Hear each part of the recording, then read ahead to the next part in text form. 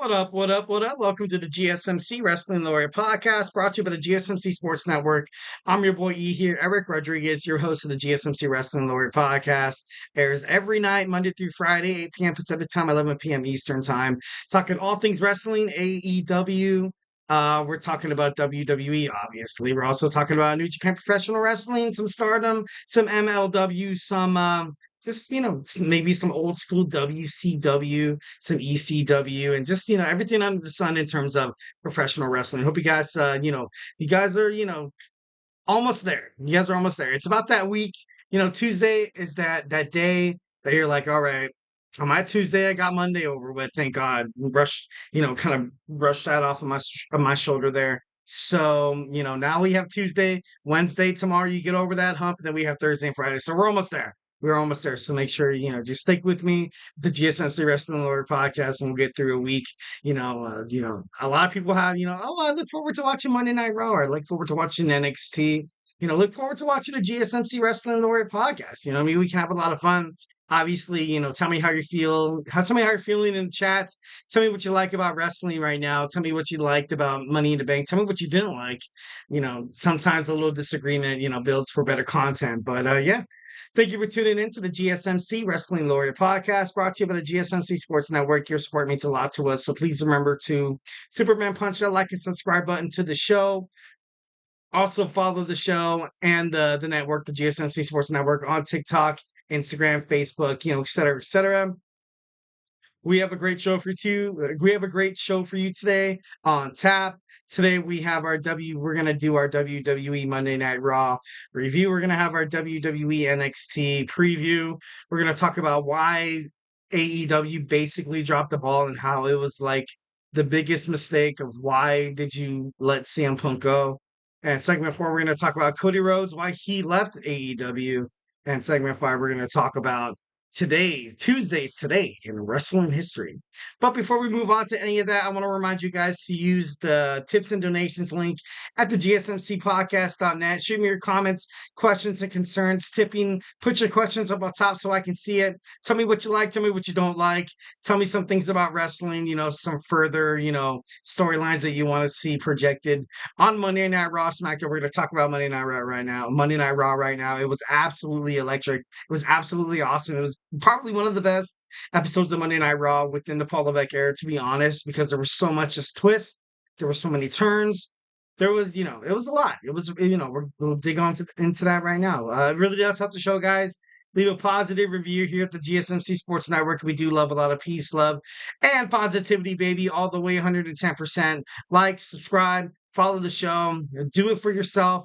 Do it for the show. Most importantly, do it for your favorite wrestling fan. Your boy E here, Monday through Friday, 8 p.m., 11 p.m. Pacific time on the GSMC Sports Network.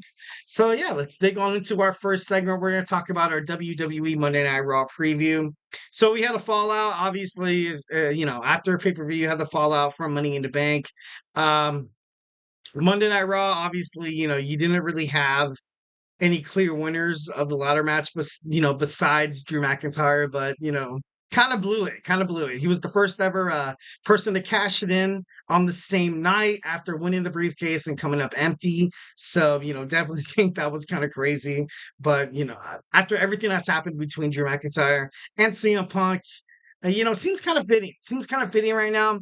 Maybe WWE could be pushed, maybe they are pushing it just a little bit more than a lot of WWE fans would, kind of hope for. Like for me, like I really did not want them to use the briefcase to kind of further the controversy, further the rivalry between Drew McIntyre and CM Punk. I feel like that can kind of develop itself on its own. If you're gonna have the briefcase go out to somebody, it should be somebody who has the element of surprise. Like, you know what I mean? Like, I kind of knew when Tiffany Stratton won the briefcase for the women's side, I kind of knew I was like, all right, you know, we're not really going to have like she's that heel that's probably going to cash in on her friend Nia Jax on SummerSlam. That would probably be, my grand pre- prediction there. Sorry. But I feel like in the men's, you needed something different. Obviously, you had Damian Priest wait all the way to WrestleMania to cash in against Drew McIntyre. So it just would have been cool to kind of have that nuance, kind of have that unpredictability of the Ben's briefcase that hasn't really been there for, quite a long time. And I'm not, obviously the Money in the Bank briefcase is the Money in the Bank briefcase. It's going to be unpredictable either way. But imagine if Carmelo Hayes had it. If Carmelo Hayes had it, if Jey Uso had it, heck, even Andrade. It would have just been so like everybody would have had their eyes glued onto the TV. And I heard Money in the Bank honestly had a lot of criticisms. 5 matches, 3 hours. Come on, Paul. Come on, Paul Levesque. What are you doing, dog? Would like the WWE Tag Team Championships defended the night before. The World Heavyweight Champions, the Tag Team World Championships defended 2 weeks before. No United States Championship match, no WWE Women's Championship match, no WWE Women's World Heavyweight Championship match. So I don't. It wasn't the best. It wasn't the best, but they still got some pretty good feedback. So yeah. So it started off, a lot of stuff for Money in the Bank to talk about, but got to move on to Monday Night Raw. SummerSlam is 3 weeks away from this Saturday. CM Punk comes out. He thanks John Cena, which is actually pretty awesome. I'm glad he kind of referenced how he kind of referenced the pipe bomb. Like he came out, he was blaming John Cena for basically for all his failures. Not really his failures, but why in terms of professional wrestling, there's some sort of politics, involved in that. So definitely love the fact that CM Punk came out, addressed his former foe. Now obviously now they're good friends. They're, as you grow up, you kind of get rid of that animosity, that ego. You get rid of that, that stick up your butt, and you're like, you know what, like maybe I shouldn't be like, maybe I should be nice to people, like you know what I mean. So I feel like once when CM Punk and John Cena finally they kind of closed the gate here tonight. And obviously John Cena wasn't there, but all the kind of hate was on Punk's side. So it was kind of, it's kind of cool to see that. So, I don't know. Something that I've also analyzed, and we're going to talk about it a little later on in the show with my segment 3. We're going to talk about you see CM Punk on Monday Night Raw. He's killing it. He's killing it. CM Punk's so prominent. CM Punk is so popular. He's so marketable that he's on both brands. He was on SmackDown. He's one of the only superstars on Raw that was like, all right, he returned, to Chicago on SmackDown, like, you know what I mean? Not a lot of people have that leeway. Not a lot of people have that, kind of that, stretch, kind of have that flexibility, so to speak. And, CM Punk, he's doing wonders for both shows. He could honestly carry Monday Night Raw by himself. And it just made me think, I was like, dude, I feel like AEW, even if you had CM Punk and all the controversy backstage with Jack Perry and the Elite and stuff like that, after All Out, I feel like they made a huge mistake getting rid of CM Punk, but we will, we're going to dig into that later on. Moving on. So CM Punk says consequences for all the stupid things that Drew McIntyre does deserves, all the actions that Drew McIntyre does, deserves consequences. Adam Pearce, he was asked by CM Punk to lift the suspension so CM Punk could finally fight Drew McIntyre one-on-one, which, obviously a lot of people are behind. Seth Rollins comes out. We all anticipated Seth Rollins. Seth Rollins, ever since CM Punk came back at Survivor Series last year, has kind of had the mat on for CM Punk. By all means, it's fair. It's fair. Seth Rollins stated that he hated Punk for for sticking his nose in his business. And CM Punk, he did apologize, but as soon as he apologized, he started mocking, Seth Rollins. And, it was kind of crazy. It was kind of crazy. I liked how they kind of started the promo. I liked how they kind of left it open for CM Punk for always being CM Punk. Like the same reason why you love CM Punk, the same night he could do something that was like, dude, oh man, I kind of hate CM Punk. And the same time, you can have CM Punk just be absolutely hated by the WWE universe, and then he does something, and you're like, oh, like, I like CM Punk. Like, that's kind of cool. So, obviously, a lot of, different perspectives. CM Punk is a character within the professional wrestling industry that you can absolutely do anything with his storyline, and it just makes sense. You can't do that with a lot of people. Like, look what happened with Bayley when Bayley was, with Damage Control, and she was a heel. She was one of the worst heels in the world. It was terrible. It was absolutely awful. It was, it felt I felt uncomfortable. So I feel like a lot of these superstars could, definitely, they have their own personality. And although it is, it's scripted, it's choreographed and stuff like that, but you still have to find the right place for the right moment. You have to, still, the right superstar for the right push, for the right storyline development, also for, just that role that you have to play. So, definitely love CM Punk within that. Um, Seth Rollins, he made it pretty clear that CM Punk is kind of now his enemy. It was kind of crazy. I thought it was kind of cool how he's like, actions do have consequences. I'm gonna snap your arm again. You know what I mean? Like, for putting your nose in my business. It was good. Honestly, I like that. We were teased to CM Punk and Seth Rollins before this whole Drew McIntyre thing kind of surfaced on Monday Night Raw. So, it's kind of cool to kind of see it become like full circle. Hopefully we'll have like a triple threat match, which would be actually pretty badass. But yeah. So next we have Jey Uso against Chad Gable. So Chad Gable and they didn't really have a chance to fight. Kind of crazy, kind of sucks, but I don't know. I just felt like overall, you kind of had the Wyatt family once again hit a promo. That's the third time in a row someone came with, with the VHS tape to Michael Cole and Pat McAfee, wanting to play it in the trailer and stuff like that. So, it's to the point where, I do like the Wyatt Six, and I know, the old school mentality of how, Bo Dallas and how Bray Wyatt kind of like to structure their promos and stuff like that.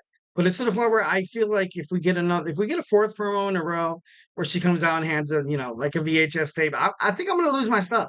I think I'm gonna lose my stuff. So Chad Gable was eventually left to die. You had Jey Uso who's like, yeet, and he just dipped out. You're like, dude, like, what are you doing? Dude? Why'd you dip out on him? It was kind of, I don't know. I thought it was kind of funny. I thought it was pretty awesome. Chad Gable eventually did make it out. Once again, it was only Sister Abigail out there delivering the tape once again to Michael Cole. And finishing, oh my God, time is going by so fast. Finishing this up rapidly, we do have Sheamus. He had a promo where he, kind of talked about 15 years with him being in the WWE, asking him what's next. Bronson Reed confronted him, saying, Sheamus, you're stuck in the past. You can't move forward because you're left in the past. You're old, you're weak, you're brittle. You can't move up to Bronson Reed, as a competitor, so to speak. So then you have Seth Rollins, Damian Priest, Seth Rollins, he honored the gentleman's agreement, although he was screwed. He said, I won't come for your title. And then Damian Priest was like, you know what? Let's just throw that out the window. After I get done, taking down Gunther, I want to see us fighting again. Which I love that, because that match was pretty bad. That match was, just disaster after disaster after disaster. After the failed kickoff by Damian Priest, after Drew McIntyre, then the whole CM Punk thing, and it was like, I don't know. It was pretty crazy. It was pretty crazy. Next we have Sami Zayn come out, and then Bron Breakker once again spears mid sentence. Bron Breakker was like, you know what? Blah, blah, blah, blah. And he comes out and he attacks Sami Zayn. I think I don't know what they're doing with this character, Bron Breakker. I don't know if they want him to be more like his uncle or to be more like his dad and Rick Steiner or Scott Steiner. But you got to figure something out. Ilja Dragunov came out. He protected Sami Zayn, and he challenged him to a match. So I thought that was pretty cool. And also, you got a spot. You saw a spot of Jason Jordan, former tag team participant from not Alpha Academy. What is it? Oh my God, they were like Alpha. Oh my God. American Alpha. American Alpha. Him and Chad Gable were amazing. Absolutely amazing. But then once again, WWE splitting up a tag team, being like, yeah, let's push them. Let's push them as singles wrestlers. That's so cool. It's not. It's not. Sometimes you gotta just let it go. Sometimes you just gotta let it go. Next, we had Judgment Day against Braun Strowman and the Awesome Truth. This wasn't really a match, more like a promo of why Braun Strowman is, he still continues to be a problem for the Judgment Day. And throughout the match, and something that I kind of thought about, and I'm going to be, really brief with this, is how the Miz has changed. The Miz has changed so much. Basically, the WWE World Tag Team Championships were lost because of Awesome Truth, and the Miz had nothing to do with it. He should have came out, probably turned his back on R-Truth. I know a lot of people are like, "Dude, what are you talking about, dude?" I feel like the way they're doing it right now is, kind of fitting, but especially with the division open up, the Intercontinental Championship, we don't know who Sami Zayn's going to fight next. You have Bron Breakker doing stupid stuff, doing stupid promos. Maybe it's time to, kind of insert The Miz into this again. The Miz is one of the best reigning Intercontinental Championship holders in the history of the WWE. So how fitting would it be for The Miz to kind of be like, you know what, I'm going to turn my back on Truth, go heel once again, fight Sami Zayn at like SummerSlam, or fight Sami Zayn going towards Survivor. I don't know. I feel like that would be a, pretty good idea. So CM Punk was ordered to go home by Adam Pearce. Next week, we're just going to have Drew McIntyre and Adam Pearce. Should be interesting. Should be awesome. We had another Uncle Howdy. You had boy. You had Bo Dallas being seen in Adam Pearce's office. Adam Pearce closed the door very subtly. Perhaps there's something more to be answered from that. Next, we have Katana Chance, Kid Carter, and Lyra Valkyria taking on Damage Control. Damage Control, picked up the victory. And then you had Sonya Deville, Zoe Stark, and Shayna Baszler kind of aligning themselves together. I think it's perfect. I think, with all, with those three girls, like Absolution, kind of like you have Damage Control, they're going to be amazing. I feel like this is going to be the start of a beautiful relationship. Hopefully, Zoe Stark and Shayna Baszler win the WWE World Women's Tag Team titles. And lastly, Mommy came back. Mommy came back to confront Liv Morgan. Liv Morgan was scared shitless, and Dominik Mysterio, he got caught. Once when he finally gave in, he got caught. Actions have consequences, my boy. Sorry. So Love Rhea Ripley came back. Going to be interested to kind of see how they put her back in the title picture. But that was WWE Monday Night Raw. All right, so we're going to move on. We have our WWE NXT preview. Do not go anywhere. We're going to dive deep into the subject matter, talking about analysis, talking about, projected storylines. So, hey, do not touch that button. We're going to be back in about, I want to say like 20 seconds. So, hey, do not go anywhere.